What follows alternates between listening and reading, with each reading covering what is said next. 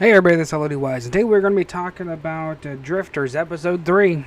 Now this one actually really gets you into the storyline, because last episode we saw those two old men fighting in the, I guess it's a desert, I guess. They were like, beating the shit up, beating each other up and whatever else, but we finally figured out that's Scipio and Hannibal, and them two basically, of course, are almost symbiotic, because it really seems like in the show that they freaking hate each other, but they love each other and they respect each other. It's really kind of a weird thing, but them two really honestly seem to me that they're going to be like symbiotic, where they're actually going to be needing each other to be able to drag themselves through this crazy ass freaking messed up world.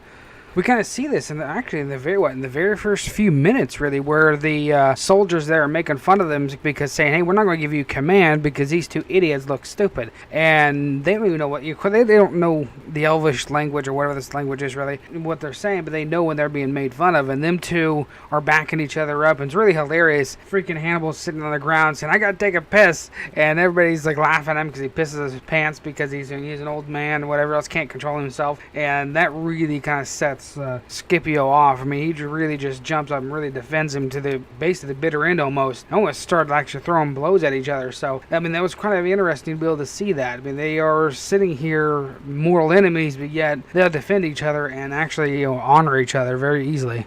I really want to get into this major thing, to this one question, because this is a big question. I mean, who is this Dark Lord guy? I mean, I've been hearing a lot of crazy theories, whatever else. He's like Jesus, or he's like a corrupted version of Jesus. He's a corrupted version of some other deity. Honestly, I don't know. We don't really know, because people are, it's just kind of one of those things that he's kind of a weird creature. He has a lot of these powers, but yet he's complete control, complete mystery so far. So I'm very curious to see who they actually decide to make this character be.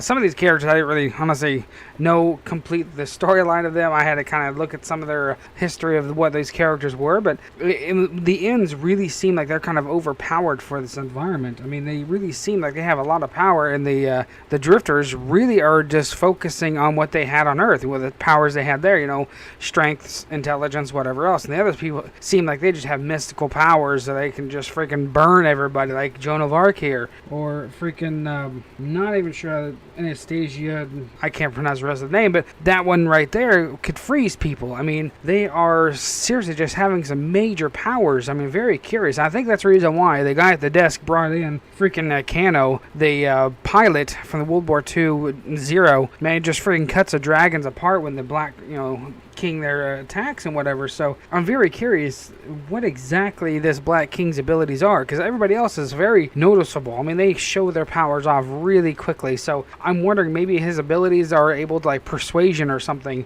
to allow all these other creatures that look like non-humanoids, I guess you more or less say, because there's goblins and other shit. Honestly, pig people, I guess. Maybe it's the pig people from freaking Star Wars. You never know. I mean, maybe he just has that ability. He can just bring them into No, I honestly don't know. I mean, this guy kind of is very he's very mysterious at this point. I'm not sure exactly where we're going to take this, and I'm very curious to see who the hell this one's going to be. But let's move on down to the next point, actually. But in this episode, we really find out more about the Oberst Corporation. I guess it's more or less just kind of a bunch of watchers to watch the Drifters. So I really believe they're somehow connected to that guy on that freaking, the desk guy. Really, you think about this show, when I write one of these things out, normally it's pretty small when it comes to like Gundams or something. That's pretty straightforward. But this one, wow, there's a lot of little nook and crannies of all kinds of crazy shit happening. And it's kind of crazy. That's why I really like anime, because there's just sometimes there are some straightforward ones, and there's others that you really have to really rack your brain to figure out what the hell is going on. But guys, honestly, hey, if you like these, hit those like button, hit those subscribe button, leave those comments and theories.